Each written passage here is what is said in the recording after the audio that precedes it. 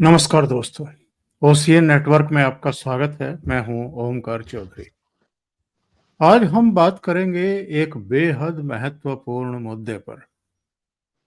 करीब 3 साल पहले आपको याद होगा, 5 जनवरी 2022 प्रधानमंत्री नरेंद्र मोदी फिरोजपुर जा रहे थे एक रैली को संबोधित करने के लिए। और पाकिस्तान की सीमा से मात्र 25-30 किलोमीटर की दूरी पर अचानक उनके काफिले को रोक लिया जाता है। किसानों के नाम पर एक जमावड़ा सड़क पर आकर के बैठ जाता है, नारेबाजी करता है।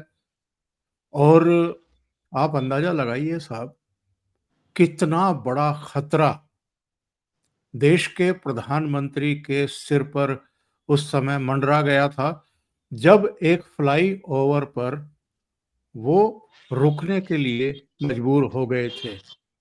जो प्रोटोकॉल है, जो नियम है, उसके अनुसार जब सड़क मार्ग से प्रधानमंत्री या राष्ट्रपति गुजर रहे होते हैं, उस समय 1 मिनट के लिए भी उनका काफिला कहीं रुकना नहीं चाहिए। और एक वैकल्पिक मार्ग भी जो है, वो जो संबंधित लोकल अथॉरिटी है, पुलिस है, प्रशासन है, सरकार है, उसको प्राइम मिनिस्टर के लिए एक वैकल्पिक मार्ग इमरजेंसी के लिए हमेशा से कॉर्डन ऑफ करके रखना पड़ता है।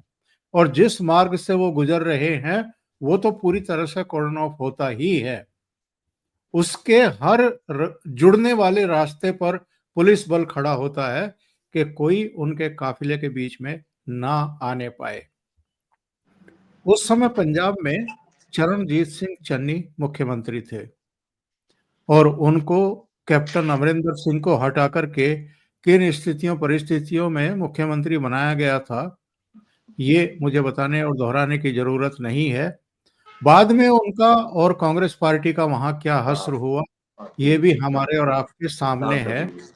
लेकिन एक सवाल खड़े होते हैं कि देश के प्रधानमंत्री का जीवन खतरे में क्यों डाला गया, उनके जीवन के साथ खिलवाड़ करने की कोशिश क्यों की गई, और खिलवाड़ करने वाले एक्चुअल में कौन लोग थे, असली गुनहगार कौन है, असली मास्टरमाइंड कौन है।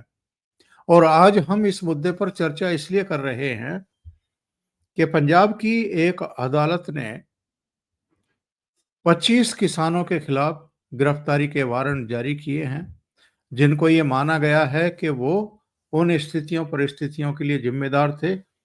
इन पर बहुत गंभीर धाराएं लगाई गई हैं, 307, 353, 341, 186, 149 और 8 बी नेशनल हाईवे एक्ट के तहत भी धाराएं लगाई गई हैं। हत्या के प्रयास की भी धारा लगी है। लेकिन बात वही है, असली गुनहगार कौन है और उनका गर्दन कब पकड़ा जाएगा। मेरे साथ सीधे पंजाब से ही इस समय जुड़ रहे हैं बाबा रामदास जी। बाबा जी को जोड़ करके इस चर्चा को आगे बढ़ाएंगे। बाबा जी, बहुत स्वागत है आपका। प्रणाम। जय श्री राम, जय जय श्री राम। प्रणाम। तो बाबा जी, आपने भी कल एक प्रोग्राम किया है इस पर, और मुझे लगा कि ये बेहद महत्वपूर्ण विषय है। इस पर आपकी ही राय जानी जाए। आप बहुत करीब से इस पूरे घटना के गवाह हैं। थोड़ा सा इस घटनाक्रम के बारे में बताइए। ये घटना आखिर घटी क्यों थी? क्या प्रधानमंत्री को रोकने की कोशिश थी कि वो रैली में जा ही ना पाए? उस दिन वो करीब 4,500 करोड़ की घोषणाएं पंजाब के लिए करने वाले थे। ये डर था पॉलिटिकल पार्टियों को और सरकार को कि वो अगर 4,500 करोड़ की घोषणाएं कर देंगे तो भारतीय जनता पार्टी के लिए एक माहौल बन सकता है। पहले ही 13 महीने का आंदोलन करवा करके दिल्ली में प्रधानमंत्री के खिलाफ विश्वमन किया जा चुका था। फिर इस हद तक आ जाना कि उनका रास्ता रोकना, उनको रैली स्थल तक नहीं पहुंचने देना। और ये हम सब जानते हैं, आप भी जानते हैं कि प्रधानमंत्री को वहां से यू टर्न लेना पड़ा, 20 मिनट वहां खड़े रह करके बठिंडा पहुंचे, वहां से फ्लाइट पकड़ी और दिल्ली वापस चले आए। पूरा मामला था क्या, थोड़ा सा इस पर रोशनी डालिए। देखिए सर, डे वन से अगर देखा जाए तो कांग्रेस ने इस किसान आंदोलन और फर्जी किसान नेताओं के इस पूरे गिरोह को एक टूल की तरह इस्तेमाल करके मोदी को पॉलिटिकली परेशान करने, पॉलिटिकली कमजोर करने, पॉलिटिकली हराने का एक षड्यंत्र रचा था। जी। और इन भेड़ियों को गाय की खाल उड़ा दी गई, इनको नाम दे दिया गया किसान का। जिस दिन ये पहले दिन चले थे, मैंने तभी कहते थे कि ये तो खालिस्तानियों का आंदोलन है, जो कि किसानों का नाम लेकर हो रहा है, किसानों को सामने रख के उसके पीछे जो है ये भेड़िए हैं। और सर, जिस तरीके से सिंघू बॉर्डर पे ये साल डेढ़ साल बैठे रहे, जिस तरीके से इन्होंने केंद्र सरकार को मजबूर किया और केंद्र को और भाजपा की पूरी लीडरशिप को, खासतौर पर प्रधानमंत्री जी को अपने शत्रु की तरह प्रस्तुत किया। ऐसी बात नहीं है कि सरकार ने इस बर्फ को तोड़ने की कोशिश नहीं की। सर, हर तीसरे दिन आपको याद होगा दिल्ली में भी ज्ञान भवन में मीटिंग्स होती थी और इनका एटीट्यूड ये रहता था कि ये पानी तक नहीं पीते थे। आप बताइए कि आप किसी के यहाँ एक वार्ता करने जा रहे हैं, अपने ही देश में, अपने ही लोगों से, अपने ही सरकार से, अपने ही कृषि मंत्री से, अपने ही ग्रुप ऑफ मिनिस्टर्स से आप वार्ता करने जा रहे हैं और आपके मन में इतनी कटुता है कि आप पानी तक नहीं पी रहे। उन्होंने अपना खाने का इंतजाम किया था आपके लिए, भोजन का, और आप उसके यहाँ भोजन ग्रहण नहीं कर रहे। तो सर, ऐसा आप तो ऐसे बिहेव कर रहे थे जैसे आप सचमुच शत्रु के साथ व्यवहार कर रहे हैं। और सर, कांग्रेस का एक बड़ा, इनको पता नहीं, ये गलतफहमी हो गई थी कि यदि गुंडागर्दी करके यदि आप भाजपा वालों को गांव में घुसने से रोक दें तो इससे बड़ा माहौल बनता है पॉलिटिकल, और ये प्रूव होता है कि भाजपा की हालत तो बहुत खराब है। सर, यही काम इन्होंने हरियाणा में भी किया था। हरियाणा में भी तो यही काम करते थे, भाजपा के प्रति तो इतनी नाराजगी है, इनसे किसान इतना नाराज है कि भाजपा वालों को गांव में घुसने नहीं देते।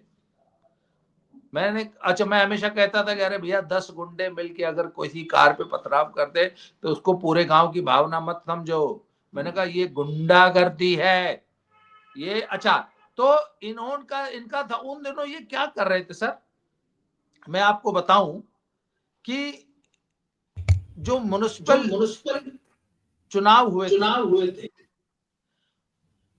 वो, उसमें अगर किसी ने मोदी की फोटो लगा रखी थी ना अपनी कार पे तो वो कारें तोड़ दी गई। पेट्रोल पंपों पे उज्ज्वला योजना इत्यादि की जो केंद्र की योजनाएं थी उस पे मोदी की फोटो होती थी, पेट्रोल पंपों से वो फोटो तक जला दी गई थी, उखाड़ ली गई थी। मतलब पूरे पंजाब में मोदी की फोटो लगा के घूमना मतलब आप अपने को मुसीबत में डाल रहे हैं। सर, ये माहौल बनाया था और उस वक्त कांग्रेस की सरकार थी। तो हम प्रधानमंत्री को प्रदेश में घुसने नहीं देंगे। मतलब पंजाब की जनता प्रधानमंत्री से इतनी नाराज है कि प्रधानमंत्री को हम प्रदेश में घुसने नहीं देंगे। ये नैरेटिव सेट करने की कोशिश थी कांग्रेस पार्टी की। और मात्र 25 लोग, सर सचमुच 25 नेता बैठे थे वहां। और चन्नी ने एक बयान दिया था कि वो अपने ही लोग हैं, उनको हम कैसे उनके ऊपर बल प्रयोग करके उनको कैसे हटा सकते हैं। सर, जी हाँ, जी आज हाँ। भी पंजाब की ये दशा है कि अगर एक आदमी हरी पगड़ी पहन के ना सड़क पे या रेल पे बैठ जाए ना तो वो पूरा चक्का जाम कर सकता है। सरकार में या पंजाब पुलिस में इतनी ताब नहीं है, इतना भी उनके पास प्रशासनिक सत्ता नहीं है या ताकत नहीं है कि वो उस एक व्यक्ति को भी सड़क से हटा सके। एक व्यक्ति ही पूरे प्रदेश को बंधक बना सकता है, यहां तो फिर भी 25 थे। तो सर, आपने एक सवाल किया था कि असली गुनाहगार कौन है। जी हाँ। प्रधानमंत्री को इस खतरे में डालने का असली गुनाहगार थी तत्कालीन राज्य सरकार। चन्नी साहब पे ये मुकदमा, ये 302 हत्या के प्रयास का मुकदमा चन्नी पर करके उसी समय, उसी दिन, उसी क्षण चन्नी की सरकार को बर्खास्त करना चाहिए था, पहली बात। दूसरी बात, डीजीपी उस वक्त का जो स्थानीय एसपी एसएसपी था, उसका तो नंबर बहुत बाद में आएगा। डीजीपी साहब को तुरंत बर्खास्त करके, सस्पेंड करके उनको गिरफ्तार करना चाहिए था कि तुम प्रधानमंत्री की सुरक्षा की जिम्मेवारी है तुम्हारी, और 25 लोग मिलकर सड़क घेर ले रहे हैं। अच्छा, आपने कहा ना सर, वो जो घटना स्थल था जहां प्रधानमंत्री जी फंसे थे, वो बॉर्डर से सिर्फ 7.5 किलोमीटर दूर है। It is not 30 kilometre. जी, जी, जी, जी। अच्छा, एक चीज और, इनका मतलब इनका मतलब दिमाग देख लीजिए। हुआ क्या था सर, सर्दियों का मौसम था, जबरदस्त धुंध थी, फिरोजपुर में रैली थी सर। पूरे प्रदेश से शाम को ही गाड़ियां चल पड़ी थी, और इन सो कॉल्ड किसानों ने पंजाब की एक एक सड़क पे, प्रत्येक सड़क जो फिरोजपुर की तरफ आती है पूरे पंजाब से, हर 2 किलोमीटर पे इन्होंने नाका लगा रखा था। एक भी गाड़ी सभा स्थल पे पहुंच नहीं पाई। 20-20 किलोमीटर लंबे जाम लगे थे। तो जो एकदम नजदीक के कुछ लोग जो पैदल पहुंच सकते थे, वही सभा स्थल पे पहुंच सके। तो कांग्रेस पार्टी ने उस वक्त ये प्रचारित किया कि वहां पर तो प्रधानमंत्री जी की रैली सुपर फ्लॉप हो गई थी, कोई तो आया ही नहीं। अरे भैया, जब तुम आने ही नहीं दोगे। अच्छा, ये सारा षड्यंत्र रच रही थी पंजाब सरकार, पंजाब की कांग्रेस गवर्नमेंट। टूल की तरह इस्तेमाल किए जा रहे थे ये सो कॉल्ड किसान, सो कॉल्ड, इसीलिए मैं इनको सो कॉल्ड बोलता हूं। फिर आज तक ये उस रेटोरिक, उस नैरेटिव को चलाते हैं कि नहीं नहीं, वो तो कुर्सियां तो वहां खाली पड़ी थी, इसलिए प्रधानमंत्री जी खुद ही नहीं गए। जबकि प्रधानमंत्री जी को जाना था हेलीकॉप्टर से, और वहां मौसम बहुत ज्यादा खराब था, इसलिए विजिबिलिटी पुअर होने की वजह से उनको सड़क मार्ग से ले जाया जा रहा था। तो सबसे पहला दोषी चरणजीत सिंह चन्नी, मुख्यमंत्री, he should have been arrested. उनको, उनकी सरकार को बर्खास्त करके, राष्ट्रपति शासन लगा के चरणजीत सिंह चन्नी को तुरंत गिरफ्तार करना चाहिए था। डीजीपी, तत्कालीन स्थानीय पुलिस कमिश्नर या पुलिस एसएसपी जो भी था। अब इसके बाद आती है सर एसजी, वो एसपीजी की जिम्मेवारी।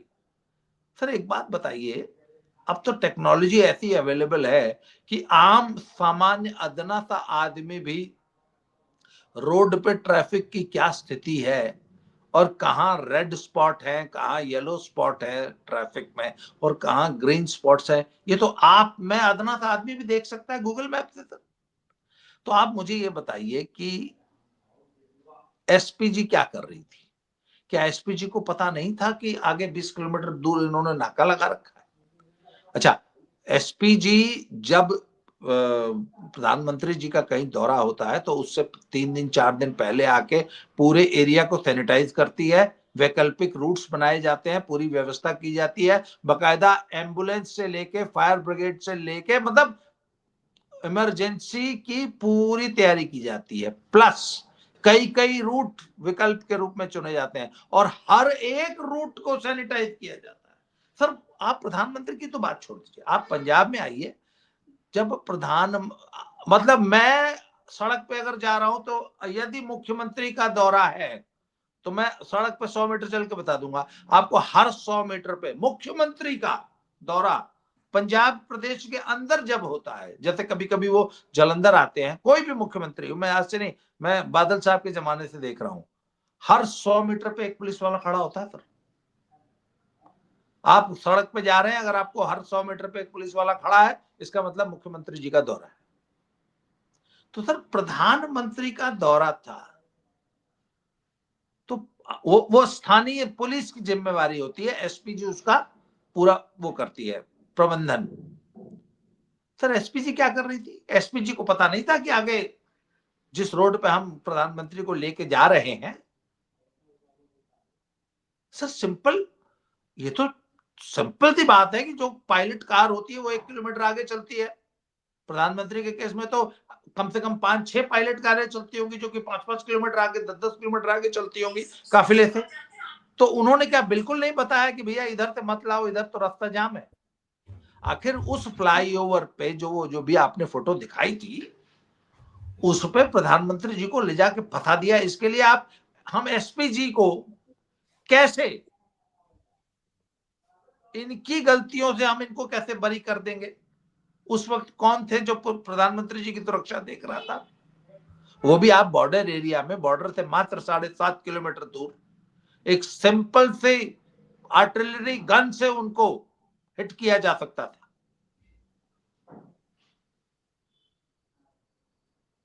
सर गृह मंत्रालय को और पीएमओ को सबसे पहले अपने एसपीजी को खींचना चाहिए कि तुम क्या कर रहे थे। और सर एक चीज, 2.5 साल हो गए इस बात को, 2.5 साल से ज्यादा हो गए ना, लगभग 3 साल होने वाले हैं। बाबा जी, सुप्रीम कोर्ट ने, जो होम मिनिस्ट्री ने जांच शुरू कराई थी सेंट्रल गवर्नमेंट की तरफ से, सुप्रीम कोर्ट ने उसको रोक दिया था और कहा था कि हम इस मामले को देखेंगे। कोई एसआईटी वैसाईटी बनी, पता नहीं कब रिपोर्ट आई, कब उसमें सुप्रीम कोर्ट ने फर्दर कार्रवाई के लिए ऑर्डर किए। इस देश में तो इतनी पेचीदगियां हैं, हर मामले में तो न्यायालय जाकर के टांग अड़ा करके खड़ा हो जाता है। और ये इससे ज्यादा घातक स्थिति कोई हो सकती है क्या? प्राइम मिनिस्टर की सिक्योरिटी का मामला था, प्राइम मिनिस्टर की जान को खतरे में डाल दिया गया था। ऐसे में सुप्रीम कोर्ट को तो तुरंत उसमें आदेश पारित करने चाहिए थे। और चीफ सेक्रेटरी, डीजीपी, ये तो डायरेक्ट जिम्मेदार हैं ही। जो डीआईजी था वहां का, आईजी था, एसएसपी था, और जो भी वहां के एसएचओ और डीएसपी वगैरह थे, उन सबको तो उसी समय सस्पेंड कर दिया जाना चाहिए था। चलो डीजीपी और चीफ सेक्रेटरी तो बड़े अधिकारी होते हैं, उनकी जांच बैठाई जा सकती थी। लेकिन मेरा सवाल इससे भी आगे का है बाबा जी। क्या चरणजीत चन्नी अपने दिमाग से काम कर रहे थे या उनको कहीं से इंडिकेशन मिले थे? Sir Charanjit Singh Channi was simply a puppet, कठपुतली। वो इलेक्टेड चीफ मिनिस्टर नहीं थे, वो सेलेक्टेड चीफ मिनिस्टर थे। और इनके आका अपने इनके हैंडलर, चन्नी का हैंडलर दिल्ली में बैठा था और इनके हैंडलर के हैंडलर सब अमेरिका में बैठ के इनको हैंडल करते थे। और ये पूरा का पूरा षड्यंत्र देश में अराजकता फैलाने का और इस देश को बांग्लादेश और ढाका बनाने का षड्यंत्र जो कि डीप स्टेट द्वारा रचा गया था, उस Rahul Gandhi was being handled by George Soros and his deep state, और Channi was being handled by Rahul Gandhi. आखिर अमरिंदर सिंह को हटाया क्यों गया? क्योंकि अमरिंदर सिंह कभी राहुल गांधी के पपेट नहीं बने। यस, बिल्कुल सही बात है। और राहुल गांधी को एक कठपुतली चाहिए थी जिससे वो मनचाहा काम करा सके। इसलिए अमरिंदर सिंह को हटाकर चन्नी जैसे रीढ़ विहीन, जनाधार विहीन एक एमएलए को प्रदेश का मुख्यमंत्री बना दिया गया, और जिसके हाथ में कोई निर्णय लेने की या कोई प्रशासनिक कोई क्षमता ही नहीं थी। और उसने स्पष्ट कह दिया कि हम इन किसानों पे कोई एक्शन नहीं लेंगे। सर वैसे वही, अच्छा इससे बहुत ज्यादा किसान आए तो थे नोएडा में बैठने के लिए। बाबा जी ने 2 दिन में जो है ऐसा ऐसा मतलब दौड़ा दौड़ा के मारा और कि भागते नजर आए। भागने की जगह नहीं मिली सर उस दिन नोएडा में। वो तीसरे किसान दिन नेता नहीं है वहां क्या? तीसरे दिन वहां केवल पुलिस के बैरिकेड थे, है। किसान नहीं थे। हाँ, तो क्या यूपी में किसान नहीं, क्या सिर्फ पंजाब में किसान है क्या? आप मुझे बताइए। तो सर ये सिर्फ ये डीप स्टेट की एक बहुत गहरी साजिश के तहत काम हुआ था। और चन्नी एंड राहुल गांधी, पूरी कांग्रेस पार्टी, ये जो राहुल गांधी कहता है ना कि हमारी लड़ाई सिर्फ संघ और भाजपा से नहीं है, हम इंडियन स्टेट से लड़ रहे हैं। सर इंडियन स्टेट से इनकी लड़ाई आज नहीं, उसी दिन शुरू हो गई थी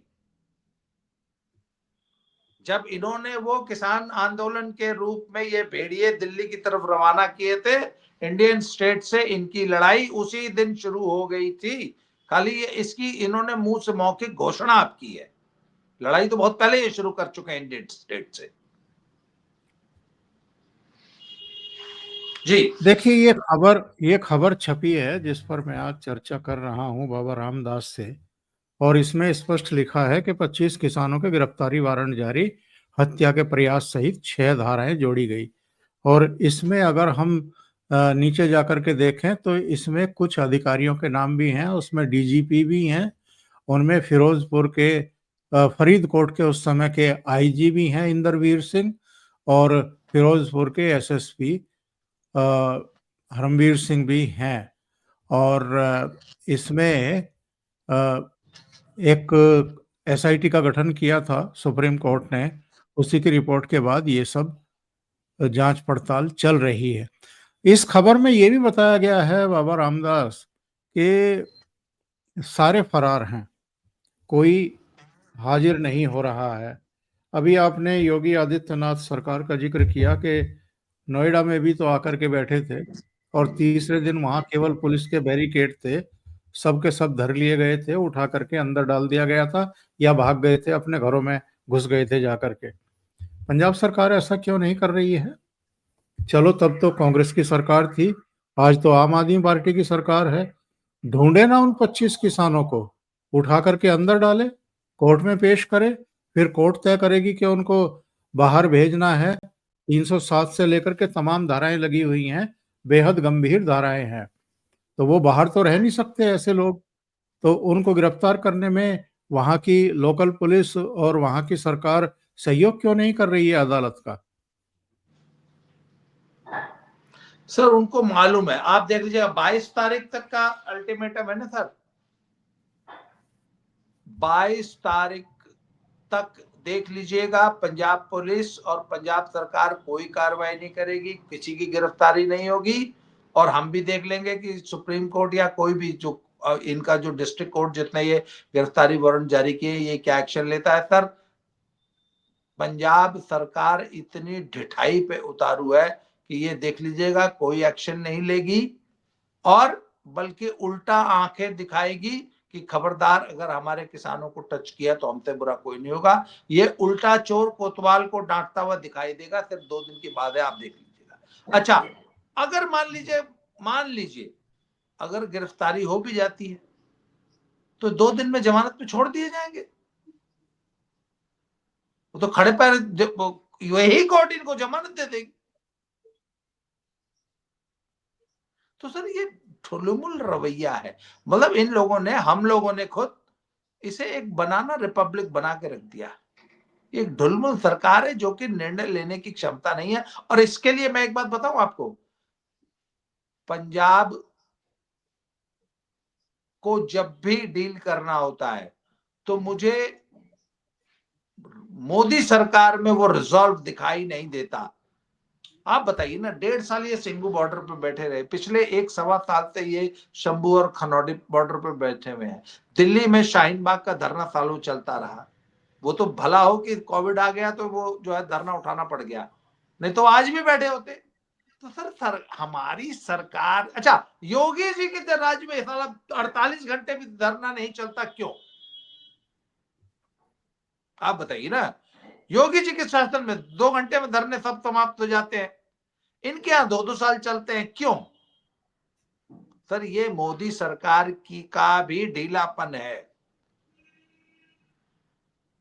मोदी कहीं ऐसा सरकार इनको कहीं जगह ऐसा तो दे रही नहीं है। है कहीं ऐसा तो नहीं है कि हम वो करने के लिए मोदी सरकार को प्रवोक कर रहे हैं जो ये तथाकथित आंदोलन जीवी और देश के भीतर और बाहर बैठी हुई ताकतें चाहती हैं?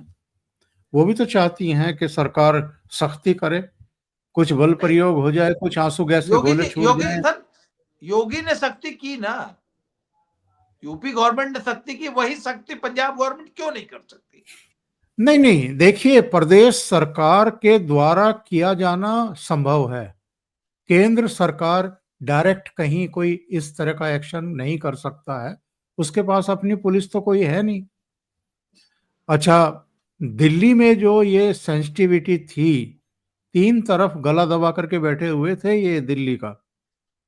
दिल्ली देश की राजधानी है जहां नेशनल इंटरनेशनल मीडिया बैठा हुआ है। यहाँ पर हर देश के राजदूत, उच्चायुक्त या वाणिज्य दूत बैठे हुए हैं।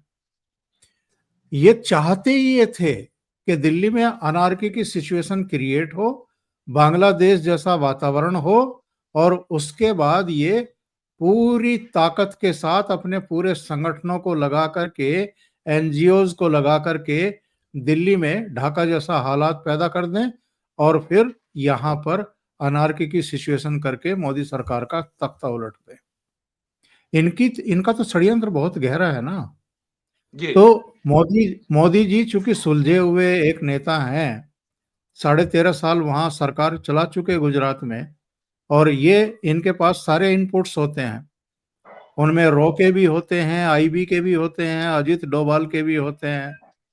तो जानकारी तो उनके पास सारी है। इसलिए मुझे लगता है कि वो किसी भी सीधी कड़ी कार्रवाई से अभी तक बचते रहे हैं, और इनकी कुंठा इससे बढ़ती जा रही है। ये जो चाहते हैं वो हो नहीं रहा है, वो कर नहीं रहे मोदी जी। यानी ये चाहते हैं कि 10 20 50 अगर किसानों के नाम पर जुटाई हुई भीड़ जुट मर जाए, तो फिर ये इंटरनेशनली हल्ला मचाना शुरू करें कि देखो मोदी सरकार तो किसान विरोधी है, गरीब विरोधी है, और देखो कितने लोग मरवा दिए इन्होंने। तो ये तो बहुत बड़ी साजिश है। मुझे लगता है कि इस मामले में हम लोगों को मोदी सरकार को ब्लेम करने के बजाय ये जो लोग देश के बाहर बैठे हैं और देश के भीतर बैठे हैं, इनकी साजिश का भंडाफोड़ करना चाहिए कि ये एक्चुअल में चाहते क्या है। अभी ये दल्लेवाल का क्या हाल है बाबा जी? तो डल्लेवाल जी को 54 दिन समाप्त हो चुके हैं सो कॉल्ड आमरण अनशन पे। इस बीच खबर ये आई थी कि उनका वजन से एकदम स्थिर है, जितना पहले था उतना ही आज भी है। हेमोग्लोबिन बढ़ गया है क्योंकि उनके चेहरे पे चमक आ गई है। 54 दिन से जो व्यक्ति जो कि कैंसर का सर्वाइवर हो, कैंसर की भी दवाइयां लेता हो, अन्य बीमारियां, 75 साल की उम्र और 54 दिनों से आमरण अनशन पे बैठा है, पर एकदम अभी भी टनाटन है, सेहत एकदम चौचक है। तो आज ये खबर आई है सर कि ये उन्होंने चिकित्सकीय सहायता लेना स्वीकार कर लिया है। इसके अलावा 111 किसानों ने और आमरण अनशन का ऐलान किया था, उन्होंने भी अपना आमरण अनशन तोड़ दिया है। तो इसका एक कारण है, आज से 2 दिन पहले मेरे एक मित्र हैं, किसान नेता हैं, वो खनौरी गए थे और खनौरी से उन्होंने एक रिपोर्ट भेजी थी मुझे। वो ये बता रहे थे कि आज की तारीख में खनौरी में भी जितने भी किसान नेता और किसान संगठन है, उनमें जबरदस्त खुतर फुतर शुरू हो चुकी है कि यार हम लोग जो है, न तो हमें हमारे इस नाटक नौटंकी को पंजाब के लोग भी अब समझ चुके हैं, हमें पंजाब में कोई समर्थन नहीं है और अब यहाँ ये नाटक करने से कोई फायदा नहीं है। ये 2 दिन पुरानी रिपोर्ट है और आज खबर आ गई थी, अब डल्लेवाल साहब ने जो है चिकित्सकीय सहायता लेना स्वीकार कर लिया, अर्थात वो सिद्धांततः अपना अनशन तोड़ने पे राजी हो गए हैं। 111 किसानों ग्लूकोज। ने तोड़ ही दिया है। तो सर इनके ढोल की पोल खुल चुकी सर, ये अब एक्सपोज हो गए हैं। इनको पूरे पंजाब में किसी किस्म का कोई जन समर्थन हासिल नहीं है, यहां तक कि पंजाब का किसान भी इनके इस फ्रॉड को समझ चुका है। और एक चीज और देखिए सर, आज 20 तारीख है, आज एक तरफ ट्रंप शपथ ले रहे हैं जी हाँ, जी हाँ। और आज ही डल्लेवाल ने जो है आमरण अनशन खत्म करने की घोषणा कर दी। मैं तो कहूंगा कि क्या इसका कोई संबंध डीप स्टेट से तो नहीं है कि डीप स्टेट से इशारा आ गया कि अब कोई फायदा नहीं अनशन पे बैठने का, आप खत्म करो, घर जाओ। अब तंबू, सर वो सर्कस का तंबू हो जाता है, उखड़ता नहीं है। 20 जनवरी को सर इनकी सर्कस का तंबू उखड़ गया। आज आज ये लोग खनौरी से और शंभू बॉर्डर से वापस जा रहे हैं, इसका मतलब। अब ये तो आज शाम तक या कल तक पता चलेगा सर, परंतु अनशन समाप्त हो गए। आज एक और खबर आई थी कि दिल्ली कूच करेंगे। दिल्ली कूच तो खैर हरियाणा सरकार ने 2 महीना पहले से ही रोक रखा है। 1 साल हो गया, उन्होंने बोला दिल्ली नहीं जाने देंगे। 101 लोगों की सूची दीजिए जो कि पैदल या गाड़ियों से जाएंगे। 101 लोगों का आधार कार्ड आज तक नहीं जुटा पाई। पैदल मार्च भी हरियाणा सरकार ने अलाउ नहीं किया। तो सर आज तो भी 20 जनवरी आई है, देखते हैं सर। बाबा जी, ये महाकुंभ का आयोजन बेहद सफल है और 60 से अधिक देशों के लोग यहाँ आए हैं, भक्त आए हैं। मुझे तो ये देख करके बड़ा सुकून भी मिला और आश्चर्य भी हुआ। इटली से एक प्रतिनिधि मंडल आया जिसकी महिलाएं, अंग्रेज महिलाएं, संस्कृत के श्लोक, रामायण और तमाम दूसरी चौपाइयाँ जो हैं वो योगी आदित्यनाथ को सुनाती हुई हमें एक वीडियो में दिखाई दी हैं। मैं सोच रहा था कि 50 साल पहले भी इटली से कोई आया था, वो ठीक से हिंदी भी नहीं बोल पा रहा है, और इटली से आई ये महिलाएं संस्कृत के श्लोक बहुत शुद्ध तरीके से उच्चारित कर रही थी योगी आदित्यनाथ के सामने। और दूसरी तरफ एक घटना हो गई, वहां पर कोई सिलेंडर फटा और 30-40 जो वहां टेंट थे उनमें आग लग गई। कुछ आस पड़ोस के और टेंटों में आग लग गई। 5 लोग हल्के से जख्मी हुए हैं।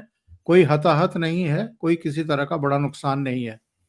इसके बावजूद अखिलेश यादव का ट्वीट देखिए जरा। अखिलेश यादव कह रहे हैं, महाकुंभ मेले में लगी आग का तुरंत गंभीरता से संज्ञान लिया जाए और आगे ऐसी दुर्घटना ना हो, इसको सुनिश्चित किया जाए।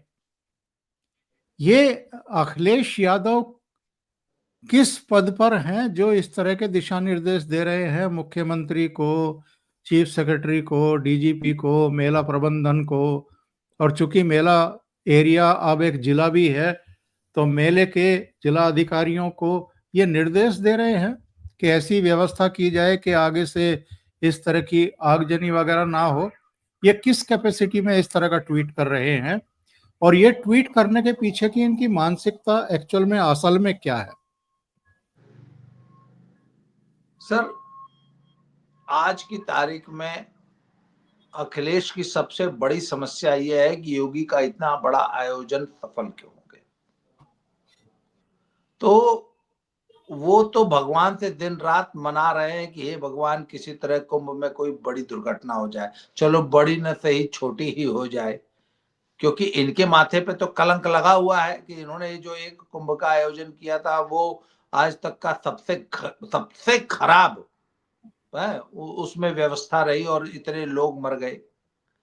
तो सर योगी जी का कुंभ यदि इतना सफल है और उसकी पूरी दुनिया में यदि इतनी प्रशंसा हो रही है, तो अखिलेश यादव की तो पूरी राजनीति फेल हो जाएगी। इसलिए वो तो दिन रात भगवान से मना रहे होंगे। वो तो भगवान से ये मना रहे होंगे कि हे भगवान, कुंभ में किसी तरह गड़बड़ हो जाए, कुंभ में हजारों लोग मर जाए, कुंभ में महामारी फैल जाए, या कुंभ में कोई बहुत बड़ी घटना हो जाए जिससे कि वह जो है योगी जी को दोष दे सके, योगी जी को नीचा दिखा सके। तो सर ये तो छिद्रान्वेषी लोग है ना, और सर इनका अस्तित्व ही इस बात पे डिपेंड। सर ये अपनी लकीर बड़ी नहीं कर सकते। इनकी समस्या ये है कि ये गमलों में उगे हुए बोनसाई हैं जो दिन रात वट वृक्ष को गालियां देते हैं कि ऐ वट वृक्ष, तू इतना बड़ा क्यों है, तू इतना बड़ा बन के क्यों इतराता है, तू भी हमारी तरह गमले में क्यों नहीं लग जाता बोनसाई बन के। तो सर योगी जी तो है वट वृक्ष, तो सर बोनसाई अपने अस्तित्व की लड़ाई लड़ रहा है उस वट वृक्ष के नीचे। तो सर इस प्रकार के यही गिमिक्स। एक बात बताइए ना, इस आदमी को प्रयागराज में कुंभ में नहाने का अवसर नहीं मिला, या उसको जरूरत नहीं समझ में आई, और वो अपने शायद किसी निजी कार्यक्रम में जाके हरिद्वार में नहा रहा है अकेला, जंजीर स्टेज पकड़ के, जंजीर जंजीर पकड़ पकड़। के। तो ये है इस आदमी की कुल औकात। ये आदमी, इसका अस्तित्व इसी बात पे है कि ये अपनी लकीर को बड़ा कर ही नहीं सकता था, इसमें इतना राजनीतिक कौशल है ही नहीं। ये सिर्फ अखिलेश जो है, सिर्फ योगी जी की लकीर को रबड़ से छोटा करने की, मिटाने की कोशिश करता रहेगा। यही इसका पूरा राजनीतिक अस्तित्व इसी बात पर टिका हुआ है। अब कहीं सांड भिड़ गए हैं सड़क पे, कहीं कोई ऐसी दुर्घटना हो गई है, उसको लेकर के ट्वीट करना शुरू कर देते हैं। ये नॉन सीरियस आदमी है क्या? मुझे तो कई बार ताज्जुब होता है, ये 5 साल मुख्यमंत्री रहे हैं क्या इस प्रदेश के? देखिए इनका लेटेस्ट ट्वीट क्या है। लिख रहे हैं, आज एक्सप्रेस वे पर एक बस में आग लगने की तस्वीरें सामने आई। एक्सप्रेस वे पर लगातार बढ़ रहे हादसों की तकनीकी जांच होनी चाहिए। हर जीवन और देश की संपत्ति अमूल्य है। अब एक्सप्रेस वे है, हाईवे है, तो वहां तो वही दुर्घटनाएं होंगी ही होंगी। सैकड़ों, हजारों, लाखों व्हीकल चलते हैं, हर तरह के ड्राइवर होते हैं। उन ड्राइवरों में कुछ दारू भी पी करके बैठ जाते हैं। बहुत सारी दूसरी वजहें हो सकती है। जब भी आप किसी कस्बे या शहर के पास पहुंचते हैं ड्राइव करते हुए, हाईवे या एक्सप्रेसवे के जरिए, एक्सप्रेसवे तो नहीं, हाईवे के जरिए, तो वहां लोकल ट्रैफिक भी आ जाता है, कोई जानवर भी आ सकता है। तो ऐसे में अगर कोई दुर्घटना हो गई और बस में आग लग गई, तो आप तुरंत ट्वीट करके कहेंगे कि साहब इसकी तकनीकी जांच होनी चाहिए। ये सब मतलब क्या तमाशा क्या कर रहे हैं? या सर इनके टाइम में कोई दुर्घटना ही नहीं होती थी सड़कों पे, और हर सर दुर्घटना के बाद ये तकनीकी जांच कराते थे क्या? मैं आपको बताऊं ना सर, इनके पास अपना तो कोई ब्लूप्रिंट है नहीं प्रदेश को आगे ले जाने का। या ये कोई प्लान देते ना, भाई हम योगी जी से नहीं हो पा रहा है, हम आएंगे तो इस प्रदेश को इस तरह आगे ले जाएंगे। सर ये वही लोग हैं ना जिनके जिनके राज्य में 6 घंटा बिजली आया करती थी। सर मुझे वो दिन याद है जब उत्तर प्रदेश में 100 किलोमीटर की यात्रा करने में 6 से 7 घंटे लगा करते थे अपनी निजी गाड़ी में, 100 किलोमीटर के लिए। सर मैं आपको बताऊं, ये मेरे गाजीपुर जिले की बात है कि मैंने एक बार अखिलेश की सरकार थी, 100 किलोमीटर यात्रा की थी। अपने गांव से मैं गया था बिहार, दुमराव, 100 किलोमीटर चला था सर, 7 घंटे लगे थे। आज उसी उसी रोड पे मुझे फिर यात्रा करनी पड़ी सर, मात्र 1.5 घंटे में हम पहुंच गए। तो सर प्रदेश को आगे कैसे ले जाना है, इसका कोई ब्लूप्रिंट तो है नहीं इस व्यक्ति के पास। तो ये तो सर जो सरकार काम कर रही है उसका छिद्रान्वेषण ही कर सकता है। इसके अलावा इसके पास कुछ है भी तो नहीं ना। आप ये बताइए, अगर ये भी ट्वीट न करे तो आखिर इसको पब्लिक को एड्रेस करना है, तो आखिर क्या करेगा? मैं देख रहा था महाकुंभ मेला की एक अपनी ट्विटर हैंडल है, उस पर ये अपडेट किया गया कि जैसे ही ये सिलेंडर फटा और आग लगी, 5 मिनट के भीतर अग्निशमन का पूरा दल, एसडीएफ और तमाम पुलिस प्रशासन के अधिकारी वहां मौजूद थे।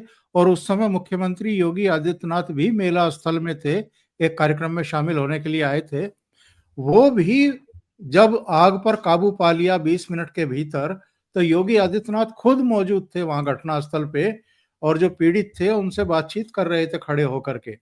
इसके बावजूद अखिलेश यादव अगर इस तरह का ट्वीट कर रहे हैं, तो या तो वो अहंकार में चूर हैं, या उनको समझ नहीं है, या वो पब्लिक को ये मैसेज देने की कोशिश कर रहे हैं कि जिनके हाथों में मेला प्रबंधन की जिम्मेदारी है, including chief minister Yogi Adityanath, वो सब अनाड़ी हैं और मुझे इन्हें सलाह देनी पड़ रही है, इनको दिशा निर्देश देने पड़ रहे हैं कि भाई आगे से जरा सारे सिलेंडरों से पूछ के रखो कि भाई तुम फटने तो नहीं जा रहे हो, तो थोड़ी थोड़ी गैस उनकी निकाल लो या कुछ ऐसा काम कर लो कि आगे से कोई सिलेंडर फटने ना पाए। मतलब बेहूदगी और बेवकूफी की ये इंतहा समझता हूं मैं। सर आज अवनीश जी मेरे मित्र हैं, वो बता रहे थे कि मेला जो पूरा है वो उसको 26 सेक्टर्स में विभाजित किया गया है। हर सेक्टर की अलग प्रशासनिक व्यवस्था है और हर सेक्टर में 2 अग्निशमन केंद्र बनाए गए हैं। और उसमें ऐसे नहीं बनाए गए सर, हर अग्निशमन केंद्र में 8-8 फायर ब्रिगेड की गाड़ियां खड़ी है और बाकायदा रोबोट्स की व्यवस्था की गई है। कहते हैं सर वर्ल्ड क्लास अरेंजमेंट है कि पूरे मेला परिसर में कहीं पर भी यदि आग लग जाएगी तो 3 मिनट के अंदर पूरा दमकल का विभाग पहुंच जाएगा। और अगर कोई आदमी ऐसे फंस जाए जिसको मैन्युअली रेस्क्यू करना मुश्किल हो तो बाकायदा रोबोट्स, ऐसे रोबोट्स जो 15 मीटर दूर पानी की बौछार मार सकते हैं और किसी जलते हुए भवन में घुस के किसी व्यक्ति को रेस्क्यू कर सकते हैं, ऐसे रोबोट्स नियुक्त किए गए हैं। सर इतनी वर्ल्ड क्लास व्यवस्था है कुंभ में।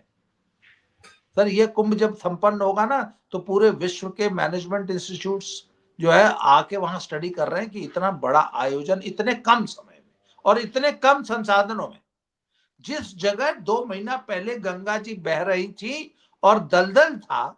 सर मैं एक बात दर्शकों के लिए मैं एक बात क्या बताना चाहता हूं सर, जून जुलाई में मानसून शुरू होता है और सितंबर तक तो खूब बारिश होती है पहाड़ों तक, तो सितंबर तक तो गंगा जी में उफान होता है।